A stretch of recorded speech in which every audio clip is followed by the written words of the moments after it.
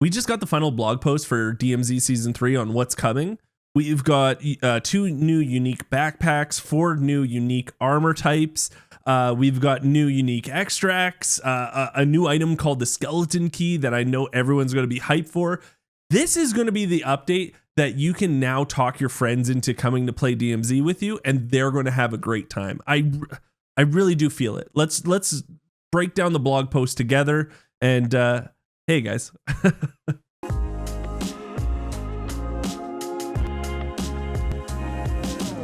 Like always, you guys, if you find yourself having a good time watching this video, you like what I do, I put out a ton of DMZ content, so please subscribe to the channel. It's free for you guys. It means the world to me. Now let's just get going and talk about this new barter situation that we have going. So they did explain that the new bartering was going to take place at the buy and sell stations, which is awesome. We didn't know where it was going to be with the last wording of the last update, but now for sure it's going to be at the buy stations. There's probably just going to be another tab. They are going to have recipes that are always the same. They did say that. So, you know, if the recipe for a bomb drone is like a recon drone, a C4, a battery, and, you know, and duct tape, it's always going to be that. So whenever you see those items, you can think, okay, I'll grab them so I can grab a bomb drone or craft one, right? I like that they're going to be always the same recipes. It's going to make it so that I would say like a lot of items now are going to be like super useful for you to pick up, right? Where duct tape wasn't before, now maybe you want duct tape. Or if you need self revives, you're going to be picking up those IFAKs and AFAKs now, right? So they did say this where some of the bartering recipes will be available for most of the new plate carriers and backpacks. We'll talk about that later. Kill streaks, self revive kits, and keys. Again, I'm guessing one's going to be the skeleton key, which is going to be so useful, but it says keys plural, so you are probably going to be able to craft some more unique keys that are going to be out in the game. They also talk about how each exclusion zone is going to have its own unique set of barters options across its buy stations. And I think this is actually really useful because, to be honest, I'm not a huge Ashika Island fan. Like, I like it, but I'm not a huge fan of it. Now maybe I'll play it a little more because maybe, you know, they have revive pistols, or they have a certain backpack that I want, or a plate carrier. It does make sense that different maps are going to have different recipes, and I just like it. It is really useful. Now, one of the things a lot of people were saying is, oh, now they're going to be camped. The buy and sell station is going to be camped, or the workbench is going to be camped. But actually, they put out 2 blog posts, one more about, you know, Warzone 2.0 and multiplayer, and then one on just DMZ. But still, the one that was for Warzone 2.0 and the multiplayer, they still had a little bit of tidbits for us. And the biggest thing they said was there will be a change to buy station locations that puts them in safer spots, such as indoor location or places with nearby cover. This change will apply to both Al Mazrah and Ashika Island.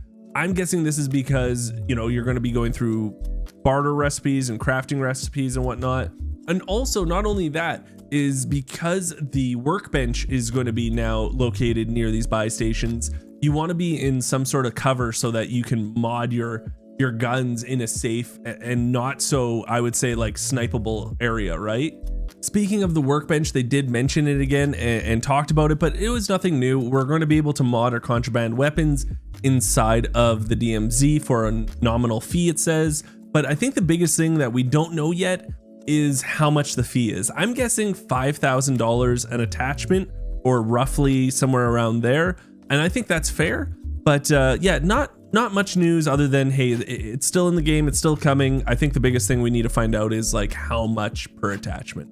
They also talked more about the active duty slots that are coming, and the way I described it in my last video was, imagine it like kind of like RPG save slots, where you're going to have 3 to begin with, and whatever that character has as the extract, and that goes for exfil streak, and that goes for your backpack, plate carrier, kill streak, self revive, and gas mask, stay with that character. So you can swap if you're playing solo, or if you're going with buddies, you can just swap between these active duty slots, and that's your character.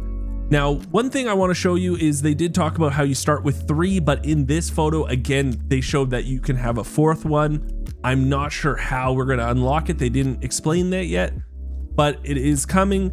And the other thing I want to talk about is this new black cell,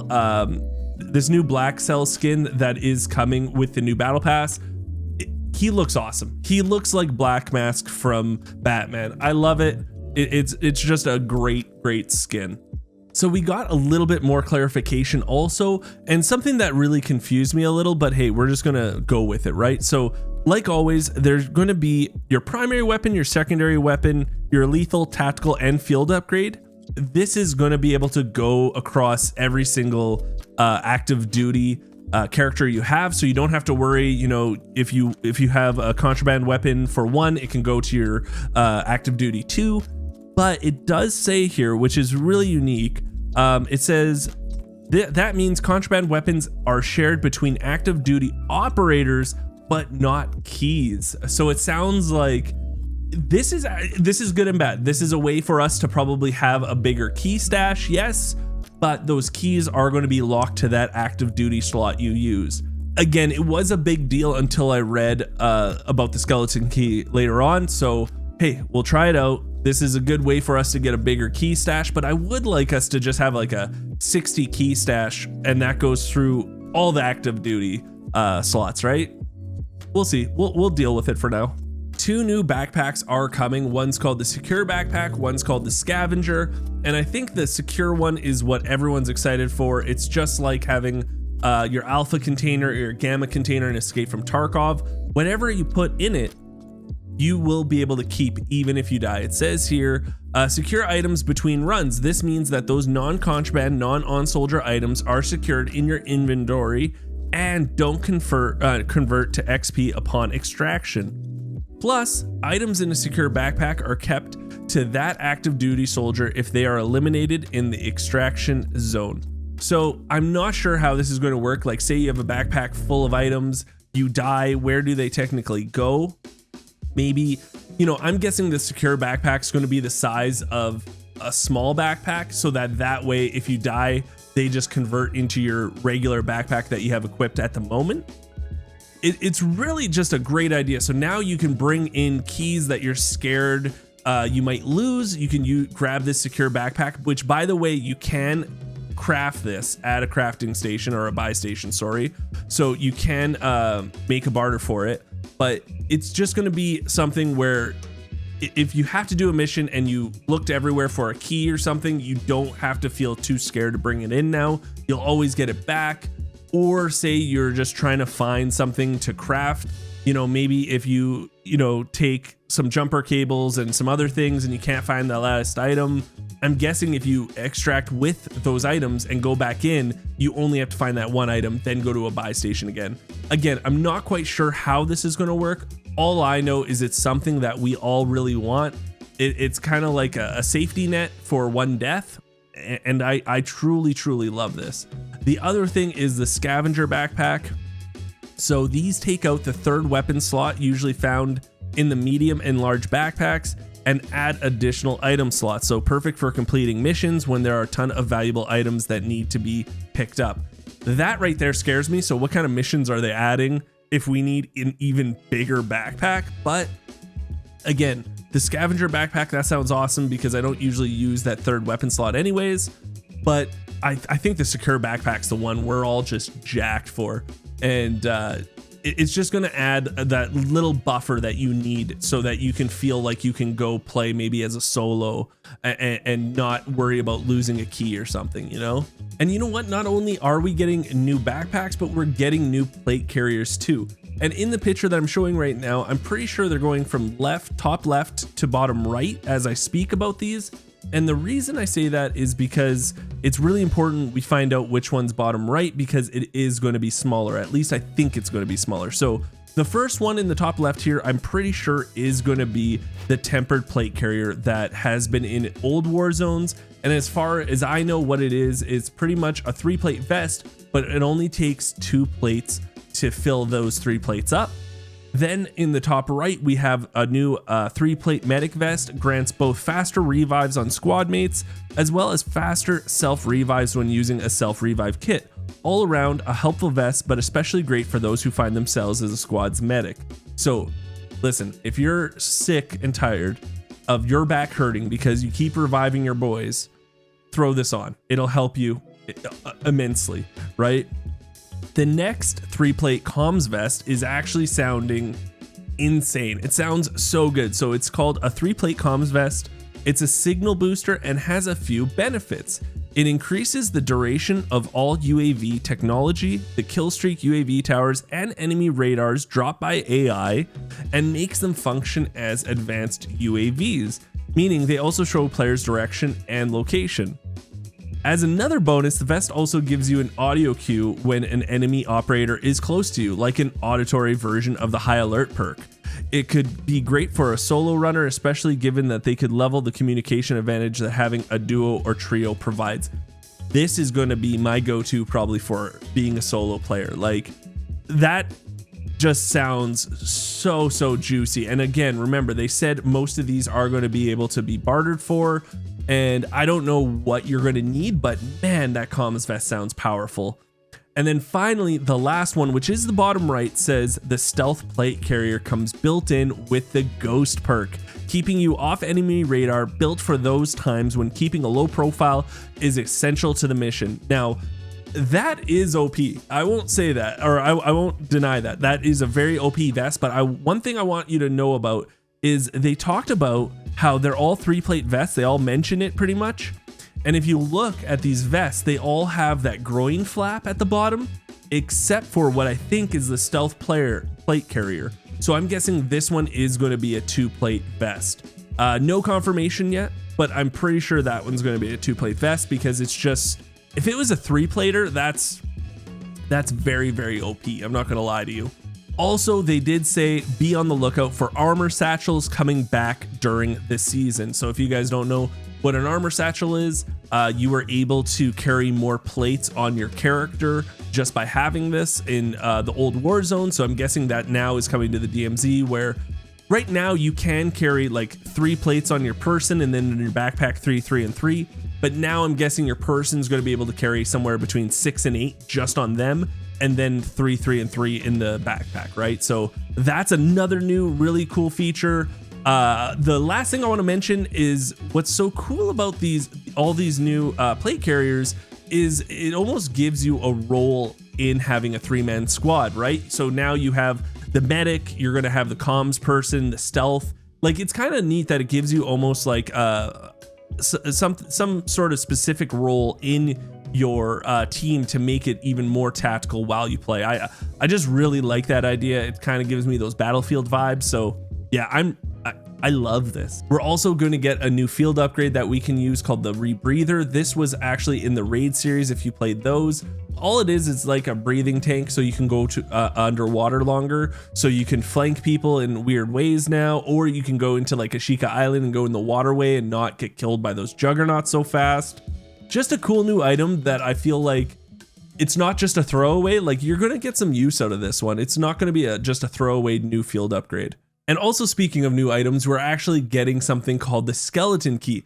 And this is pretty much what everyone's been wanting, but better. Everyone was wanting to either craft these, mission specific keys or have hard spawns. I wanted the keys to have actually a hard spawn. But guess what? We're getting something I would say even better, and that is a skeleton key, which is able to be used on any door in Building 21, Ashika Island, or in Al Mazrah. The only thing it can't do is get you access to Building 21, which who cares? But once you're into any of these locations, this key will open up any door. You're able to barter for this, so I can only imagine how hard it is going to be to barter for this item, but it's going to be there, and this is going to help so many people when they're looking for a specific key. And the other thing I want to know is, do you think you'll be able to find this in like orange crates, or maybe you're going to get this as some quest rewards? All I know is like, I am so happy, and I really hope the community is happy about this one, because I didn't even think about having something like this, and it's just brilliant. They did talk about the new faction getting added. There's going to be 3 tiers for everyone. So it's not like the Crown faction that they just added last season. This new faction is going to be for everyone. So you don't have to own Modern Warfare 2, but only 3 tiers are going to be available at the start. And then I'm guessing at season 3 Reloaded, they're going to add the last 2 tiers. And they also talked about this. They said, remember, the missions are not the only thing to accomplish in the DMZ. The new bosses, which by the way, they're saying there's 2, as well as something completely, and it says redacted, happening mid-season, are sure to give even more challenges and rewards to all operators. So it sounds like the new bosses and this new event type thing happening is all going to be mid-season, or at least this new event thing. I'm not sure about the bosses, but we'll have to wait and see. Maybe the new bosses, and yeah, I don't know. It's just awesome that 2 new bosses are going to be coming within 2 days or in 32 days, right? And I think that would be a great season 3 Reloaded thing anyways, you know, 2 new bosses and a new, I don't know what it is, to be honest. I'm not sure what's happening with this, like, as well as something completely redacted. They did talk about this new underground, or an underground area in Al Mazrah that we're going to have to search or something. I'm guessing it's going to be like some sort of like a dungeon almost. And yeah, I'm not sure, but it is coming mid-season. Last but not least, something that is very important is them adding 2 new ways for you to extract the DMZ. And I think this is going to make everyone so happy also, right? So they're adding the heavy chopper to the DMZ. It's going to be at the same location, it sounds like, every single time. And from the picture here, we found it. It's going to be in Hafid Port on this. Today we looked at it. It's just on one of these platforms here, right? It's the same one. It's in Hafid Port, just outside there on the platform. So what's going to happen is this is going to spawn there without any gas. And they say you're going to have to find special gas at the airport for you to fill up this heavy chopper and then use after that. That's the only way you can use it. Apparently you can't use normal gas. It's a specific gas that's only found at the airport. Now, the cool thing about this heavy chopper is you can use it if you want, just go around the map. But what's the best thing about it is it can go out of bounds if you want. And once you start going out of bounds, it'll start doing a countdown for you to just extract, right? So that's one way that you're going to be able to extract. And the other way is at the buy station, you're going to get your own private exfil. And it says once bought, an exfil will be available on an unused exfil point for that match, in brackets, on that map. Okay, I want to know if this is now going to be just for you, or once you use it and you exfil, is that going to be a new exfil for everyone on the map? I'm still kind of confused on that. And the other thing that it says is consider it an extra escape route if needed, especially during prisoner rescue contracts. This didn't make sense to me or the community today while we're talking about this. It doesn't make sense because the hostage rescue contracts give you your own chopper, but maybe now, so there's 2 things I'm thinking about. Now maybe the hostage rescue choppers are going to be further away from you because usually they spawn pretty close to where you do the hostage rescue mission at.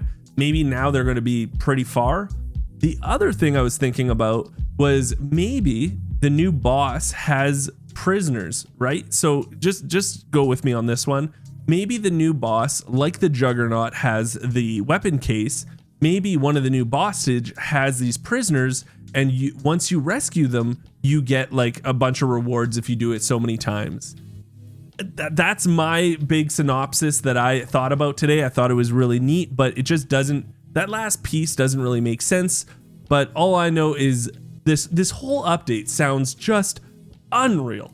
I really can't tell you how excited I am for this, right? Like I always said that DMZ has such good bones. We just need to put some meat on those bones. And I think this is the update to do that. It seems like this is going to be the update to flush everything out, really make it its own, and bring new players to the game mode. So if you don't know, it comes out on Wednesday at, I think, 12 p.m. Pacific Standard Time. I'm going to be live on twitch.tv streaming it. If you want to come by and hang out, I'd love to have you. And if you can't make it because of work or other things, or you're watching another content creator you love, hey, that's okay. But remember, I'm going to be putting out a ton of YouTube content on season 3. So subscribe to the channel. It's free for you guys. It does mean the world to me. And until next time, I'll talk to everyone later.